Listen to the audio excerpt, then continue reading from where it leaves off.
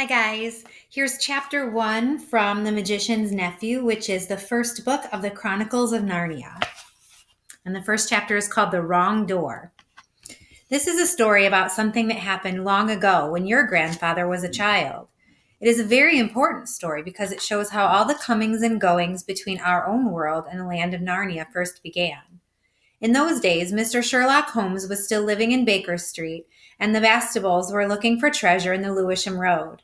In those days, if you were a boy, you had to wear a stiff Eton collar every day, and schools were usually nastier than now. But meals were nicer, and as for sweets, I won't tell you how cheap and good they were, because it would only make your mouth water in vain. And in those days, there lived in London a girl called Polly Plummer. She lived in one of a long row of houses, which were all joined together. One morning she was out in the back garden when a boy scrambled up from the garden next door and put his face over the wall. Polly was very surprised because up till now there had never been any children in that house, but only Mr. Ketterley and Miss Ketterley, a brother and sister, old bachelor and old maid. So she looked up, full of curiosity. The face of the strange boy was very grubby. It could hardly have been grubbier if he had first rubbed his hands in the earth, and then had a good cry, and then dried his face with his hands. As a matter of fact, this is very nearly what he had been doing. "Hello," said Polly. "Hello," said the boy. "What's your name?" "Polly," said Polly. "What's yours?" "Diggory," said the boy. "I say, what a funny name," said Polly. "It isn't half so funny as Polly," said Diggory. "Yes, it is," said Polly. "No, it isn't," said Diggory. "At any rate, I do wash my face," said Polly, "which is what you need to do, especially after—" and then she stopped. She had been going to say, "after you've been blubbering," but she thought that wouldn't be polite. "All right, I have then," said Diggory in a much louder voice, like a boy who was so miserable that he didn't care who knew he had been crying. "And so would you," he went on, "if you'd lived all your life in the country and had a pony and a river at the bottom of the garden, and then been brought to live in a beastly hole like this." "London isn't a hole," said Polly indignantly. But the boy was too wound up to take any notice of her, and he went on. "And if your father was away in India, and you had come to live with an aunt and an uncle who's mad, who would like that? And if the reason was that they were looking after your mother, and if your mother was ill and was going to die, then his face went the wrong sort of shape, as it does if you're trying to keep back your tears." "I didn't know, I'm sorry," said Polly humbly. And then, because she hardly knew what to say, and also to turn Diggory's mind to cheerful subjects, she asked, "Is Mr. Ketterley really mad?" "Well, either he's mad," said Diggory, "or there's some other mystery. He has a study on the top floor, and Aunt Letty says I must never go up there. Well, that looks fishy to begin with. And then there's another thing. Whenever he tries to say anything to me at meal times, he never even tries to talk to her. She always tells him to be quiet. She says, 'Don't worry the boy, Andrew,' or 'I'm sure Diggory doesn't want to hear about that,' or else, 'Now, Diggory, wouldn't you like to go out and play in the garden?'" "What sort of things does he try to say?" "I don't know. He never gets far enough. But there's more than that. One night, it was last night in fact, I was going past the foot of the attic stairs on my way to bed, and I don't much care for going past them either. I'm sure I heard a yell." "Perhaps he keeps a mad wife up there." "Yes, I've thought of that. Or perhaps he's a coiner. Or he might have been a pirate like the man at the beginning of Treasure Island and be always hiding from his old shipmates."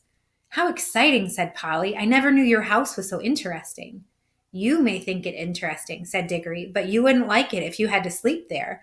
How would you like to lie awake listening for Uncle Andrew's step to come creeping along the passage past your room? And he has such weird eyes." That was how Polly and Diggory got to know each other. And as it was just the beginning of the summer holidays, and neither of them was going to the sea that year, they met nearly every day. Their adventures began chiefly because it was one of the wettest and coldest summers there had been for years. That drove them to do indoor things, you might say, indoor exploration. It is wonderful how much exploring you can do with a stump of a candle in a big house or in a row of houses. Polly had discovered long ago that if you opened a certain little door in the box room attic of her house, you would find the cistern and a dark place behind it, which you could get into by doing a careful climbing. The dark place was like a long tunnel with brick wall on one side and the sloping roof on the other. In the roof, there were little chunks of light between the slates.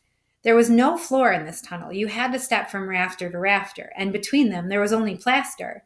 If you stepped on this, you would find yourself falling through the ceiling of the room below. Polly had used the bit of the tunnel just beside the cistern as a smuggler's cave. She had brought up bits of old packing cases and the seats of broken kitchen chairs and things of that sort, and spread them across from rafter to rafter so as to make a bit of a floor. Here she kept a cash box containing various treasures and a story she was writing, and usually a few apples. She had often drunk a quiet bottle of ginger ale in there. The old bottles made it look more like a smuggler's cave. Diggory quite liked the cave. She wouldn't let him see the story, but he was more interested in exploring. Listen here, he said. How long does this tunnel go on for? I mean, does it stop where your house ends? No, said Polly. The walls don't go out into the roof. It goes on. I don't know how far. Then we could get the length of the whole row of houses. So we could, said Polly. And oh, I say. What? We could get into other houses.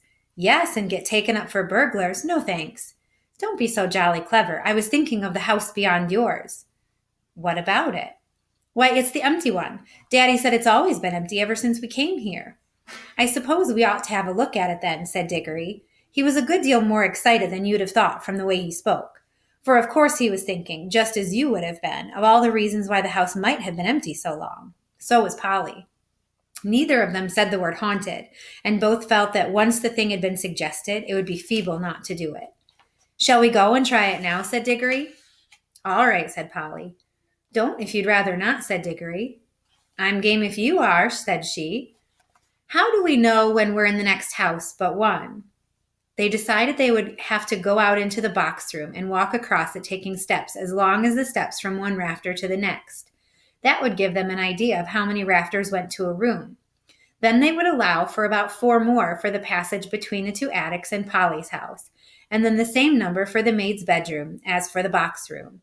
That would give them the length of the house. When they had done the distance twice, they would be at the end of Diggory's house. Any door they came to after that would let them into the attic of an empty house. But I don't expect it's really empty at all, said Diggory. What do you expect? I expect someone lives there in secret, only coming in and out at night with a dark lantern. We shall probably discover a gang of desperate criminals and get a reward. It's a rot to say the house would be empty all these years unless there was some mystery. Daddy thought it must be the drains, said Polly. Grown-ups are always thinking of uninteresting explanations, said Diggory. Now that they were talking by daylight in the attic instead of by candlelight in the smuggler's cave, it seemed much less likely that the empty house would be haunted. When they had measured the attic, they had to get a pencil and do a sum. They both got different answers to it at first, and even when they agreed, I'm not sure they got it right. They were in a hurry to start on the exploration. We mustn't make a sound, said Polly, as they climbed in again, behind the cistern. Because it was such an important occasion, they took a candle each. Polly had a good store of these in her cave. It was very dark and dusty and drafty, and they stepped from rafter to rafter without a word, except when they whispered to one another, "We're opposite your attic now," or "This must be halfway through our house." And neither of them stumbled, and the candles didn't go out, and at last they came to where they could see a little door in the brick wall on their right. There was no bolt or handle on this side of it, of course, for the door had been made for getting in, not for getting out. But there was a catch, as there often is on the inside of a cupboard door, which they felt sure they would be able to turn. "Shall I?" said Diggory. "I'm game if you are," said Polly, just as she had said before. Both felt it was becoming very serious, but neither would draw back.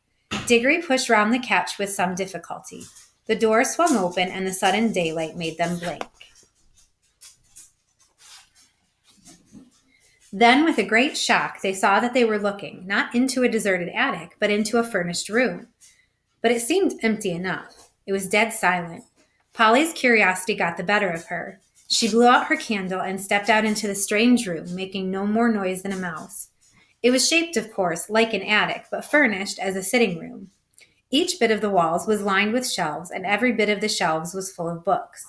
A fire was burning in the grate. You remember that it was a very cold, wet summer that year, and in front of the fireplace, with its back toward them, was a high-backed armchair.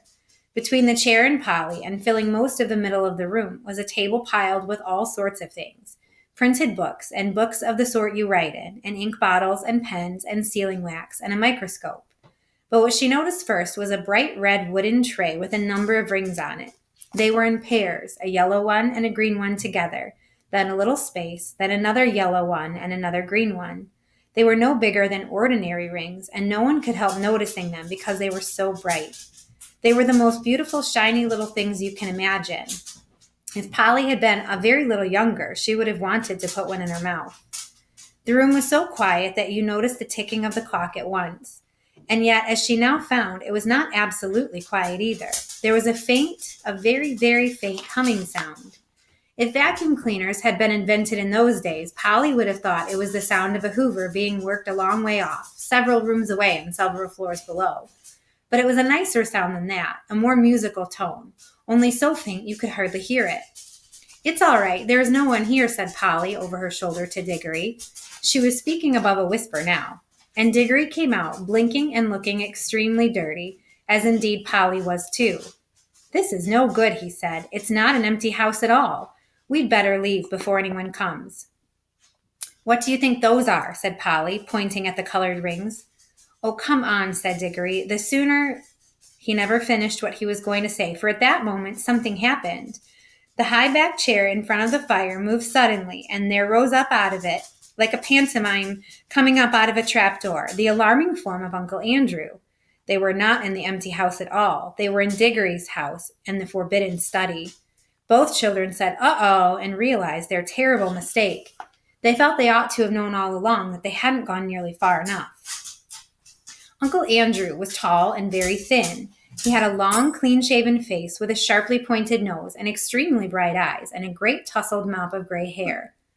Diggory was quite speechless, for Uncle Andrew looked 1,000 times more alarming than he had ever looked before. Polly was not so frightened yet, but soon she was. For the very first thing Uncle Andrew did was to walk across to the door of the room, shut it, and turn the key in the lock. Then he turned around, fixed the children with his bright eyes, and smiled, showing all of his teeth. "There," he said, "now my sister can't get at you." It was dreadfully unlike anything a grown-up would be expected to do. Polly's heart came into her mouth, and she and Diggory started backing toward the little door they had come in by. Uncle Andrew was too quick for them. He got behind them and shut the door too and stood in front of it. Then he rubbed his hands and made his knuckles crack. He had very long, beautifully white fingers. "I'm delighted to see you," he said. "Two children are just what I wanted." "Please, Mr. Ketterly," said Polly, "it's nearly my dinner time and I've got to go home. Will you let us out, please?" "Not just yet," said Uncle Andrew. "This is too good an opportunity to miss. I wanted two children. You see, I'm in the middle of a great experiment, and I've tried it on a guinea pig, and it seemed to work. But then a guinea pig can't tell you anything, and you can't explain to it how to come back." "Look here, Uncle Andrew," said Diggory. "It really is dinner time, and they'll be looking for us in a moment. You must let us out." "Must?" said Uncle Andrew. Diggory and Polly glanced at one another. They dared not say anything, but the glances meant, "Isn't this dreadful?" and "We must humor him." "If you let us go for our dinner now," said Polly, "we could come back after dinner." "Ah, but how do I know that you would?" said Uncle Andrew with a cunning smile. Then he seemed to change his mind. "Well, well," he said, "if you really must go, I suppose you must. I can't expect two youngsters like you to find it much fun talking to an old buffer like me." He sighed and went on. "You've no idea how lonely I sometimes am. But no matter, go to your dinner. But I must give you a present before you go. It's not every day that I see a little girl in my dingy old study, especially, if I may say so, such a pretty young lady as yourself." Polly began to think he might not really be mad after all. "Wouldn't you like a ring, my dear?" said Uncle Andrew to Polly. "Do you mean one of those yellow or green ones?" said Polly. "How lovely." "No, a green one," said Uncle Andrew. "I'm afraid I can't give the green one, not a green one," said Uncle Andrew. "I'm afraid I can't give the green ones away, but I'd be delighted to give you any of the yellow ones, with my love. Come and try one on." Polly had now quite got over her fright and felt sure that the old gentleman was not mad, and there was certainly something strangely attractive about those bright rings. She moved over to the tray. "Why, I declare," she said, "that humming noise gets louder here. It's almost as if the rings were making it." "What a funny fancy, my dear," said Uncle Andrew with a laugh. It sounded like a very natural laugh, but Diggory had seen an eager, almost a greedy look on his face. "Polly, don't be a fool," he shouted. "Don't touch them." It was too late. Exactly as he spoke, Polly's hand went out to touch one of the rings, and immediately, without a flash or a noise or a warning of any sort, there was no Polly. Diggory and his uncle were alone in the room. All right, that's the end of chapter 1.